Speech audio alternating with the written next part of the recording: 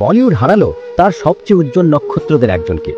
24শে November 2025 গভীর বেদনার সাথে আমরা ঘোষণা করছি 89 বছর বয়সে শারীরিক অসুস্থতার সঙ্গে দীর্ঘ লড়াইয়ের পর আমাদের প্রিয় ধর্মেন্দ্র তার মুম্বাইয়ের বাসভবনে শেষ নিঃশ্বাস ত্যাগ করেছেন। গত কয়েক সপ্তাহ ধরে তার অসুস্থতা এবং হাসপাতালে ভর্তি হওয়ার খবর নিয়ে যে উদ্বেগ তৈরি হয়েছিল তা এক গভীর শূন্যতা রেখে গেল।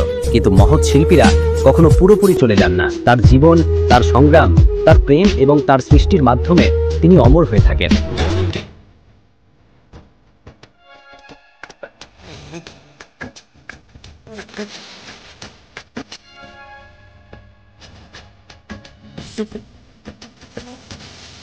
তিনি ছিলেন বলিউডের হিম্যান, সরলতার প্রতীক এবং রূপালী পর্দার এক চিরন্তন রোম্যান্টিক নায়ক। 6 দশকেরও বেশি সময় ধরে তার হাসি, তার অ্যাকশন এবং তার সংবেদনশীলতা কোটি কোটি দর্শককে মন্ত্রমুগ্ধ করে রেখেছিল। बसंती इन कुत्तों के सामने मत नाचना। मां कसम, उस दिन का इंतजार बड़ी बेताबी से करूंगा जिस दिन कानून की बिजली इस महल पे टूटेगी। तब देखूंगा कि महल की दीवारें टूटती हैं या उन्हें बचाने के लिए कानून तोड़ा। অ্যাকশন, রোম্যান্স, কমেডি সবকিছুতেই যিনি নিজের ছাপ ফেলেছেন। আজ আমরা ডুব দেব সেই কিংবদন্তি অভিনেতা ধর্মেন্দ্র সিং দেওলের বর্ণময় জীবন কাহিনীতে। এক সাধারণ গ্রাম্য ছেলে কিভাবে হলেন বলিউডের অমর তারকা। 1935 সালের 8ই ডিসেম্বর পাঞ্জাবের এক সাধারণ পরিবারে ধর্মেন্দ্রের জন্ম। বাবা ছিলেন স্কুলের শিক্ষক, তাই জীবনটা কেটেছিল অনুশাসনের মধ্যে। বড় পর্দায় সিনেমা দেখার সুযোগ বিশেষ ছিল না, কিন্তু সিনেমার প্রতি তার আকর্ষণ ছিল তীব্র। ছোটবেলাতেই তার মনে গেঁথে গিয়েছিল সিনেমার নায়ক হবার স্বপ্ন।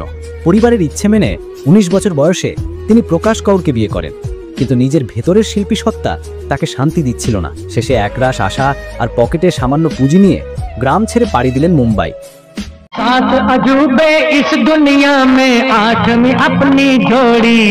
শহর ছিল কঠিন। দিনের পর দিন তিনি স্টুডিওর বাইরে দাঁড়িয়ে থাকতেন, কিন্তু সুযোগ আসছিল না। অসংখ্য প্রত্যাখ্যানের পরও তিনি হাল ছাড়েননি, কারণ তিনি জানতেন তার জায়গা এই বলিউডেই। 1960 সালে দিল ভি তেরা হাম ভি তেরে ছবিতে তার অভিষেক হয়। पुलिस वाले हमारी जमानत कब मानते हैं दादा? जामन के पास कम से कम 20 रुपए महीने घर के किराए की रसीद चाहिए। এই ছবি তাকে শুধু পরিচিতি দিয়েছিল, তবে ইন্ডাস্ট্রির মূল আকর্ষণ তখন অন্য অভিনেতাদের ওপর ছিল। ধর্মেন্দ্র বুঝতে পারছিলেন বলিউডে নিজের জায়গা তৈরি করতে হলে তাকে নতুন কিছু করতে হবে। সেই মুহূর্তটি এলো 1966 সালে, ফুল और पत्थर। এই ছবিটি তার ভাগ্য বদলে দেয়। এই ছবিতে ধর্মেন্দ্রকে প্রথমবার সম্পূর্ণ অ্যাকশন হিরোর লুকে দেখা যায়।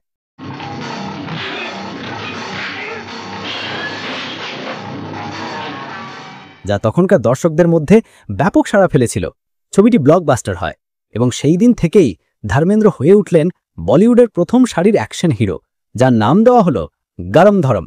তিনি সুদর্শন, শক্তিশালী এবং একই সাথে তার অভিনয় ছিল এক ধরনের সরলতা। এই সময় তিনি সত্যে কামের মতো ছবিতে গভীর ও সংবেদনশীল অভিনয় করে প্রমাণ করেন তিনি শুধু হিম্যান নন, তিনি একজন গুণী শিল্পীও।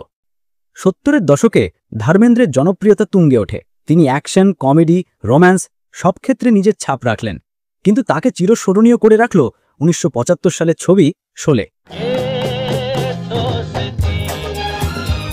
জয় বীরুর বন্ধুত্ব, বসন্তীর সঙ্গে বীরুর খুনসুটি, এই সবকিছুই ভারতীয় সিনেমার ইতিহাসে এক অমর গাথা তৈরি করল। শোলে শুধুমাত্র একটি ছবি ছিল না, এটি ছিল একটি আবেগ যা ভারতীয় সংস্কৃতির অংশ হয়ে গেল। এই সময়ের আরেক গুরুত্বপূর্ণ অধ্যায় হল তার ব্যক্তিগত জীবন। সেটে সহ অভিনেত্রী হেমা মালিনীর সাথে তার প্রেম শুরু হয়। তাদের অনস্ক্রিন রসায়ন যেমন হিট, তেমনি তাদের অফস্ক্রিন সম্পর্কও ছিল বলিউডের সবচেয়ে আলোচিত বিষয়। তাদের জুটি ভারতীয় সিনেমার এক স্বর্ণযুগের প্রতীক। কর্মজীবনের পাশাপাশি ধর্মেন্দ্র তার পারিবারিক জীবনেও ভারসাম্য বজায় রেখেছেন। তার 2 পুত্র সান্নি দেওল এবং ববি দেওল বাবার পথ অনুসরণ করে বলিউডে সফলভাবে প্রতিষ্ঠিত।